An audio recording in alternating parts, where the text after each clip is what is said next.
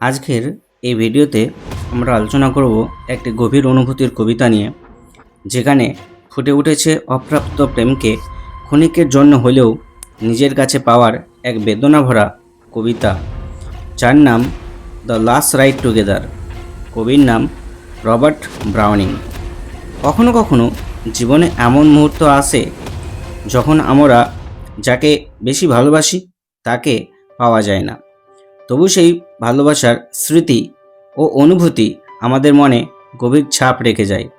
ঠিক তেমনই এই কবিতায় আমরা দেখতে পাবো এক প্রত্যাখ্যাত হওয়া প্রেমিককে, যে তার প্রিয় মানুষের সঙ্গে শেষবারের জন্য একটি ভ্রমণে বেরিয়েছে।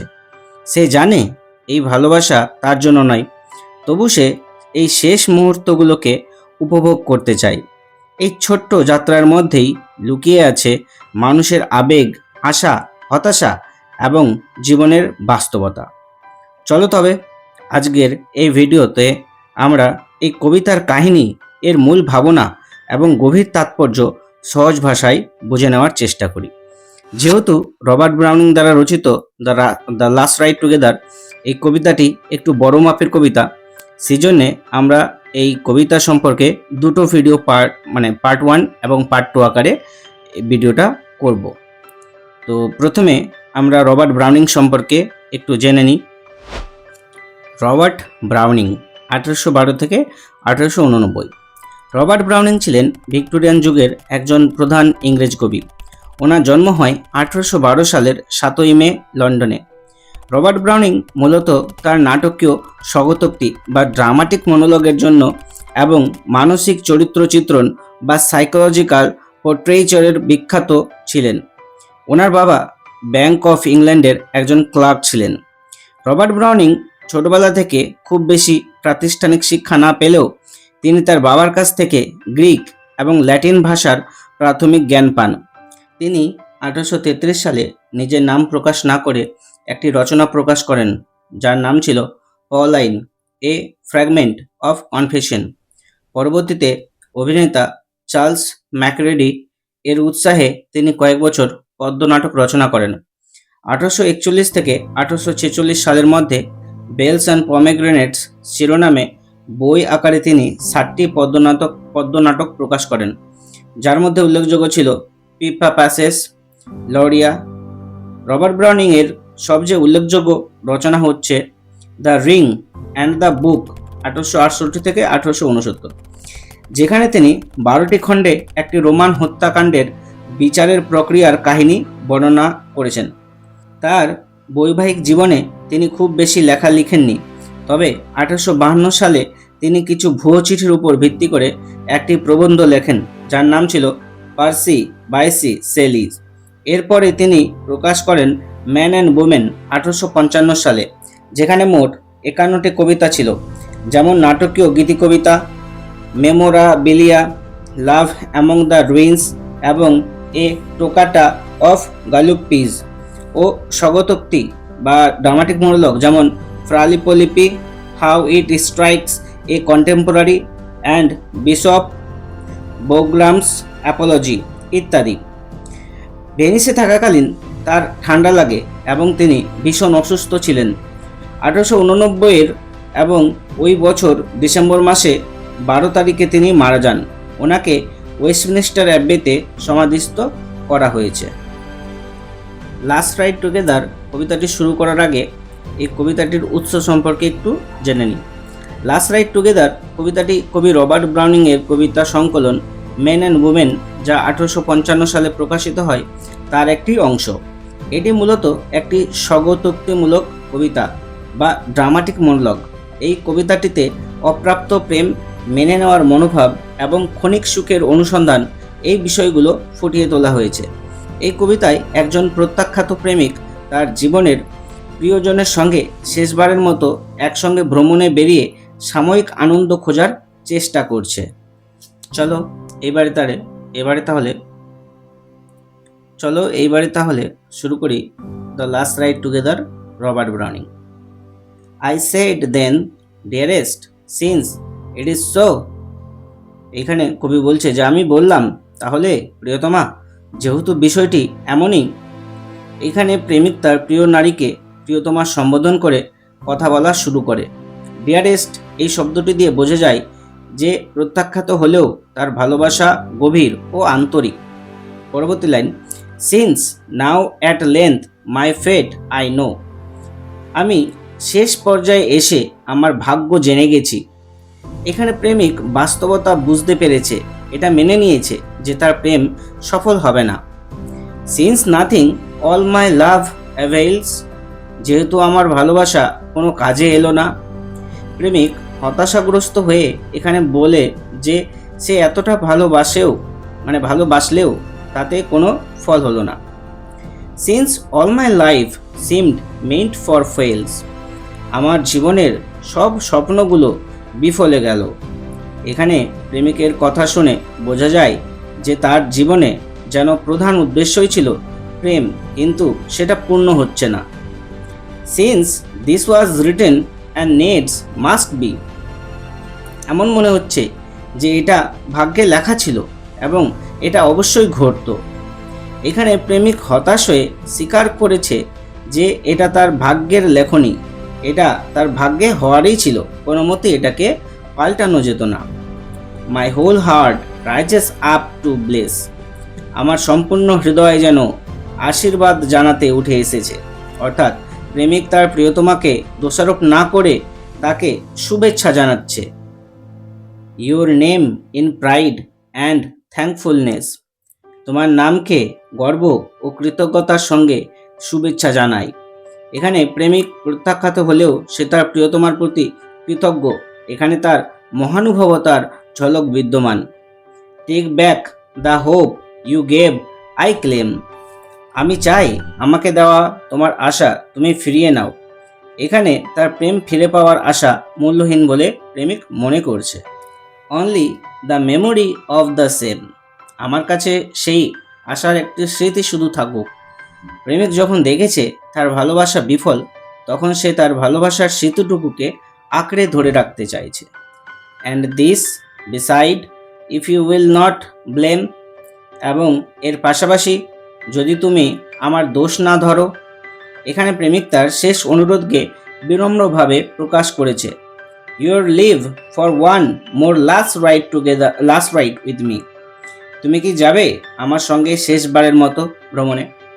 কবিতার এই লাইনে মূল ধারণা প্রকাশিত হচ্ছে, প্রেমিক জানে যে সে তার প্রেমকে পাবে না, তাই সে শেষবারের মতো তার একটি অনুরোধ রাখছে। প্রথম স্তবকে প্রত্যাখ্যাত এক প্রেমিকের অপ্রাপ্ত প্রেম, ভাগ্য মেনে নেওয়া এবং শেষ পর্যায়ে একটু আনন্দ পাওয়ার আকাঙ্ক্ষার প্রকাশ আমরা দেখছি। অনেক দুঃখ আঘাত পেয়েও সে কোনো দোষারোপ না করে কৃতজ্ঞ হয়ে তার আবেদন জানাচ্ছে। এর পরবর্তীতে দ্বিতীয় স্তবক, my mistress bent that brow of hers, প্রেমিকের প্রিয়তমা তার কপালটি সামান্য ঝুঁকিয়ে দিল। এখানে প্রেমিকার ভঙ্গিমা বোঝানো হয়েছে যে মাথা নত করে তার আবেগ প্রকাশ করছে। Those deep dark eyes where pride demurs, তার গভীর অন্ধকার চোখে গর্ব যেন বাধা দিচ্ছে। এই লাইনের মাধ্যমে আমরা দেখছি যে প্রেমিকার চোখের ভালোবাসা তার অহংকার দ্বারা লুকানো, অর্থাৎ তার অহংকারকে তার ভালোবাসার প্রকাশে বাধা স্বরূপ আমরা ধরে নিতে পারি। When pity would be softening through, যখন দয়া তার মনকে কোমল করে তুলেছিল। প্রেমিকা মানসিক দিক থেকে নরম হলেও তার অহংকারের জন্য ভালোবাসা প্রকাশ করতে পারছে না। Fixed me breathing while or two, সে কয়েক মুহূর্ত আমার দিকে তাকিয়ে থাকলো। প্রেমিকের প্রিয়তমা যখন তার দিকে তাকিয়েছে, সেই কয়েক মুহূর্ত কবির কাছে বিশেষ গুরুত্বপূর্ণ বলে মনে হয়েছে। Fixed me a breathing while or two, সে কয়েক মুহূর্ত আমার দিকে তাকিয়ে থাকলো। প্রেমিকের প্রিয়তমা যখন তার দিকে তাকিয়েছে, সেই কয়েক মুহূর্ত কবির কাছে বিশেষ গুরুত্বপূর্ণ। With life or death in the balance right, যেন জীবন ও মৃত্যুর মাঝামাঝি ভারসাম্য রক্ষা করে আছি। কবি বলছেন যে প্রেমিক এমন অনিশ্চিত পর্যায়ে আছে যেখানে তার প্রেমিকা ভালোবাসা স্বীকার করবে নাকি প্রত্যাখ্যান করবে তার জানা নেই, অর্থাৎ সে যেন একটা দোলাচলের মধ্যে আছে। The blood replenished me again. আমার রক্ত যেন নতুন করে পুনরুজ্জীবিত হয়েছে। এখানে প্রেমিক বলছে যে তার প্রিয়তমার চাহনি যেন তার মধ্যে নতুন শক্তির সঞ্চার করেছে। মাই last thought was at least not vein. আমার শেষ ভাবনা শেষমেশ বৃথা ছিল না। প্রেমিক মনে করছে তার ভালোবাসা সম্পর্কে তার ধারণা মূল্যহীন নয়। I and my mistress side by side. আমি এবং আমার প্রেয়সী পাশাপাশি। কবির কল্পনায় প্রকাশিত হয়েছে যে প্রেমিক ও প্রেমিকা তারা পাশাপাশি থাকবে বা একসাথে থাকবে। Shall be together, breathe and ride. আমরা একসাথে থাকব, শ্বাস নেব এবং ঘুরে বেড়াবো। প্রেমিক যেন তার প্রেমিকার সাথে আনন্দময় যাত্রায় যাবে। So one day more am I deified. তাই আর একটি দিনের জন্য আমি সুখী হলাম। এখানে প্রেমিকার সাথে থাকার সুযোগে প্রেমিক খুব খুশি। Who knows but the world may end tonight. কে জানে, হয়তো আজ রাতেই পৃথিবী শেষ হয়ে যেতে পারে। কবি বলছেন যে ভবিষ্যৎ অনিশ্চিত, তাই আজই সুখের প্রতিটি মুহূর্ত মূল্যবান। এই স্তবকে বা এই প্যারাগ্রাফে কবি লিখেছেন যে প্রেমিকের ভালোবাসা প্রত্যাখ্যাত হলেও অন্তত শেষবারের জন্য যদি প্রেমিক তার প্রেয়সীর সাথে সময় কাটাতে পারে অথবা কোথাও ঘুরে বেড়াতে পারে, সেই সুযোগ সে পেয়েছে। এই মুহূর্ত তার কাছে বহু মূল্যবান। চলে যাব পরবর্তী লাইনে। Hush if you saw some western cloud. চুপ করো যদি তুমি পশ্চিম আকাশে কোনো মেঘ দেখতে পাও। এখানে কবি হুশ শব্দটি ব্যবহার করে এক নীরব অবস্থা বোঝাতে চাইছেন। তিনি কল্পনা করতে বলছেন যে পশ্চিম আকাশে সূর্যাস্তের সময় যদি কোনো মেঘকে দেখা যায়। অল উইলোই বজমড ওভারবোর্ড। যার অর্থাৎ সেই মেঘেদের বুক ঢেউয়ের মতো ফুলে আছে এবং নিচের দিকে ঝুঁকে আছে। এখানে বলা হচ্ছে যে মেঘের যেন বুক আছে, অর্থাৎ মেঘকে যেন ব্যক্তি সত্তা আরোপ হিসাবে বা মেঘের উপরে যেন ব্যক্তি সত্তাকে আরোপ করা হচ্ছে, অর্থাৎ এখানে পার্সনিফিকেশন ব্যবহার করা হয়েছে।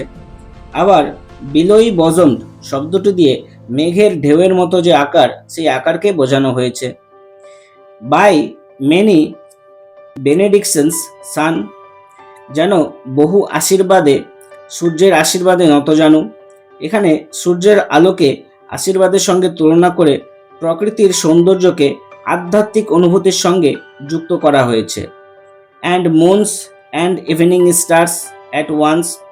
একই সাথে চাঁদ এবং সন্ধ্যা তারাদের আশীর্বাদে। এখানে সূর্য, চাঁদ ও তারাদেরকে একত্রে উল্লেখ করে বলা হয়েছে যে প্রেমিকের মিলনের এই মুহূর্তে আলোর উৎসের শুভেচ্ছা আছে। And so you looking and loving best. এবং এইভাবে তুমি গভীর ভালোবাসা এবং আবেগ নিয়ে তাকালে। এখানে প্রেমিকার চাহনিকে গুরুত্ব দিয়ে বলা হচ্ছে ভালোবাসা তার সৌন্দর্যকে আরও গভীর করে তুলেছে। Conscious গ্রিউ your passion drew. তুমি সচেতন হয়ে তোমার টানে টেনে আনলে। প্রেমিকার অনুভূতি এত গভীর যে প্রকৃতির সৌন্দর্যকেও টেনে এনেছে। Cloud, sunset, moonrise, star shine too. মেঘ, সূর্যাস্ত, চাঁদের উদয় আর তারাদের উজ্জ্বলতাও। এই চারটি প্রকৃতির সৌন্দর্যের উল্লেখ প্রেমের মুহূর্তকে স্বর্গীয় করে তুলেছে। Down on you near and yet more near. সব যেন তোমার উপর নেমে এসেছে, কাছে, আরও কাছে। প্রকৃতির সমস্ত সৌন্দর্য যেন তার প্রেমিকার চারপাশে এসে নামছে।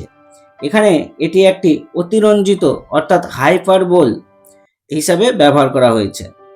Till flesh must fade for heaven was here. যতক্ষণ না দেহের মাংসপেশি বা দেহের অস্তিত্ব মলিন হয়ে যায়, কারণ স্বর্গ যেন এখানে নেমে এসেছে। এই লাইনে কবির মনে হচ্ছে পৃথিবীর সমস্ত ঐশ্বর্যিক সৌন্দর্য যেন এইখানেই নেমে এসেছে, অর্থাৎ তার প্রেমিকার সঙ্গে তার যে দেখার মুহূর্ত এইখানেই। Thus leaned she and I lingered joy and fear. এইভাবেই সে ঝুঁকে থাকলো, কিছুক্ষণ থেমে থাকলো। প্রেমিকার মনে আনন্দ ও আতঙ্ক দুইই আছে, কারণ সুখ হয়তো ক্ষণস্থায়ী। দাস লে she a moment on my breast. এইভাবে সে এক মুহূর্ত আমার বুকের মধ্যে শুয়ে থাকলো। এই লাইনে প্রেমিক প্রেমিকার আবেগী ঘনিষ্ঠ মুহূর্তের কথা প্রকাশিত হয়েছে। এই স্তবকে কবি রবার্ট ব্রাউনিং প্রকৃতির সৌন্দর্যকে ব্যবহার করে প্রেমিকার সৌন্দর্য ও প্রেমের আবেগ ঘন মুহূর্তকে স্বর্গীয় আনন্দরূপে তিনি তুলে ধরেছেন। এখানে প্রকৃতি ও প্রেমের মেলবন্ধন ঘটেছে। Then we began to ride my soul. তারপর আমরা যাত্রা শুরু করলাম, আমার আত্মা। প্রেমিক প্রেমিকা যাত্রা যখন শুরু করে তখন এটা তাদের কাছে খুব মূল্যবান। Smoothed itself out a long cramped scroll. নিজেকে মসৃণ করে নিয়ে যেন এক কুঞ্চিত পাণ্ডুলিপি। কবি একটি সুন্দর উপমা ব্যবহার করেছেন এখানে। তিনি বলেছেন যে তার মন বহুদিন ধরে চিন্তা আর উদ্বিগ্ন হয়ে কাটাচ্ছিল, এখন এটা মসৃণ হয়ে গেছে, অর্থাৎ খুলে যাচ্ছে। ফ্রেশনিং অ্যান্ড ফ্লুটারিং ইন দ্য উইন্ড। যেন সতেজ এবং বাতাসে উড়ে বেড়াচ্ছে। প্রেমিকের মন যেন নতুন করে সতেজ হয়ে হালকা ও বাতাসে যেন উড়ছে। পাস্ট হোপস অলরেডি লে বিহাইন্ড। অতীতের সমস্ত আশা পেছনে পড়ে থাকলো। প্রেমিক এখন পুরনো কথাকে আর ভাবছে না, বর্তমানে এই মুহূর্তকে সে উপভোগ করতে চাইছে। What need to strive with life awry. একটি ব্যর্থ জীবনের সঙ্গে লড়াই করার কোনো প্রয়োজন আছে কি? প্রেমিক বুঝতে পারছে অতীতের ভুল নিয়ে ভাবার কোনো দরকার নেই। অতীতকে ফেলে রেখে বর্তমানে এই সুখের মুহূর্তগুলোকে উপভোগ করতে হবে। Had I said that, had I done this. আমি যদি এটা বলতাম, আমি যদি ওটা করতাম। এখানে প্রেমিক অতীতের না করা কাজ নিয়ে ভাবছে। তিনি ভাবছেন যে তিনি যদি ভিন্নভাবে কাজ করতেন তাহলে হয়তো ফল আলাদা হলেও হতে পারত। So might I gain, so might I miss. তাহলে হয়তো আমি কিছু পেতাম, আবার হয়তো কিছু হারাতামও। এখানে কবি বলছেন যে সব কিছু অনিশ্চিত, সাফল্যও আসতে পারে, আবার ব্যর্থতাও আসতে পারে। Might she have loved me just as well. সে কি আমাকে ভালোবাসতো ঠিক এইভাবে? কবি বলছেন যে প্রেমিকা কি তাকে ভালোবাসতো এ বিষয়ে তার যথেষ্ট সন্দেহ আছে। She might have hated, who can tell. সে হয়তো কবিকে বা সে হয়তো সেই প্রেমিককে ঘৃণাও করতে পারত, কে বলতে পারে এ কথা? এখানে প্রেমিকের সন্দেহের কথা বোঝা যাচ্ছে।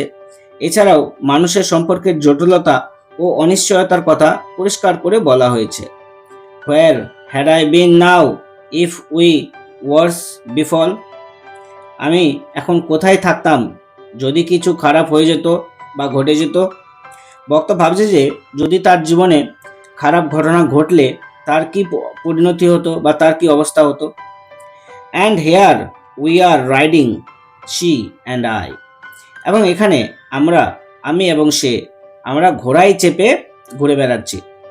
সব বাধা বিপত্তি থাকলেও এখন তারা একসাথে, এটাই অনেক। এই অংশে প্রেমিকের মুক্তি, স্বস্তি, অনিশ্চয়তা এবং অতীত থেকে আলাদা হয়ে নতুন জীবনের দিকে এগিয়ে যাওয়ার জন্য আকাঙ্ক্ষা প্রকাশ পাচ্ছে। Fail I alone in words and deeds. আমি কি কথায় ও কাজে একাই ব্যর্থ হয়েছি? বক্তা নিজের প্রেমে ব্যর্থ হওয়ার গল্প ভেবে প্রশ্ন করছে যে জীবনে অসফল হওয়ার দৌড়ে সে কি একা, নাকি সবার জীবনেই ব্যর্থতা আসে? Why all men strive and who succeeds. কেন সকল পুরুষেরা বা কেন সকল মানুষেরা চেষ্টা করে এবং কেই বা সেই চেষ্টাতে সফল হয়? এখানে মানব জীবনের সত্য ঘটনা তুলে ধরা হয়েছে যে চেষ্টা সবাই করে, কিন্তু খুব কম মানুষ আছে যারা সফল হয়। We rode, it seemed my spirit flew. আমরা যখন পথে হাঁটছি এমনটা মনে হচ্ছে আমার আত্মা যেন উড়ে বেড়াচ্ছে, বাতাসে উড়ে বেড়াচ্ছে। এখানে প্রেমিকার সাথে ঘোড়ায় চেপে ঘুরে বেড়ানোর সময় তার এমন মনে হচ্ছে যে তার মন যেন বাতাসে উড়ে বেড়াচ্ছে। স আদার রিজিয়ন্স, সিটিজ নিউ। দেখেছিলাম নতুন অঞ্চল, নতুন শহর। এখানে বক্তার কল্পনা ও মন নতুন সম্ভাবনা ও অভিজ্ঞতার দিকে ছুটে যাচ্ছে। As the world rushed by on either side, দুই পাশে যেন পৃথিবীর সবকিছু দ্রুত ছুটছিল। ঘোড়ার দ্রুত গতির কারণে চারপাশে যে দৃশ্য সেটা দ্রুত পরিবর্তিত হচ্ছিল। এখানে এই কথাই বলা হচ্ছে যে as the world rushed by on either side, মানে যেহেতু ঘোড়া ছুটছে, তো আশেপাশের সব দৃশ্যগুলোকে কবির মনে হচ্ছে যে সেই আশেপাশের দৃশ্যগুলো যেন খুব দ্রুত বেগে তারা ছুটে যাচ্ছিল। I thought all labour yet no less, আমি ভেবেছিলাম সবাই পরিশ্রম করে, তবুও পরিশ্রম কম নয়। এখানে বক্তা মানুষের পরিশ্রম নিয়ে ভাবছে। বেয়ার আপ ব্রেথ দেয়ার আনসাকসেস, তাদের ব্যর্থতার দায় তারা বহন করে। এখানে বলা হয়েছে যে মানুষ যখন ব্যর্থ হয় তখন সেই ব্যর্থতার ব্যথা সহ্য করেও জীবনে এগিয়ে যায়। Look at the end of work contrast, কাজের শেষ পরিণতি দেখো, বিচার করো। বক্তা বলছেন যে মানুষ নিজের কাজ পর্যালোচনা করলে জীবনের এক অমোঘ সত্যকে খুঁজে পাবে। The petty done, the undone vast, খুব সামান্য কাজই করা হয়ে গেছে, যা করা হয়নি তা অসীম বা তা এখনো অনেক। মানুষ যতই কাজ সম্পূর্ণ করার চেষ্টা করুক না কেন, কাজ শেষ করতে কিন্তু সে পারে না, কারণ মানুষের ক্ষমতা সীমিত। This present of theirs with the hopeful past, তাদের বর্তমান পরিস্থিতিকে আশাপূর্ণ অতীতের সঙ্গে তুলনা করে। এখানে মানুষ তার জীবনের অতীতকে অনেক আশা রাখলেও বাস্তবে সে আশানুরূপ ফল পায় না। I hope she would love me here we ride, আমার আশা ছিল সে আমাকে ভালোবাসবে, আর এখানে আমরা একসাথে ঘোড়ায় চেপে যাচ্ছি। এই লাইনে বলা হচ্ছে যে প্রেম সফলতা না পেলেও শেষ মুহূর্তের মিলনেই এই আনন্দ তার কাছে বিরাট পাওয়া। এই স্তবকে কবি বর্ণনা করছেন মানুষের জীবনের চেষ্টা ব্যর্থতা নিয়ে।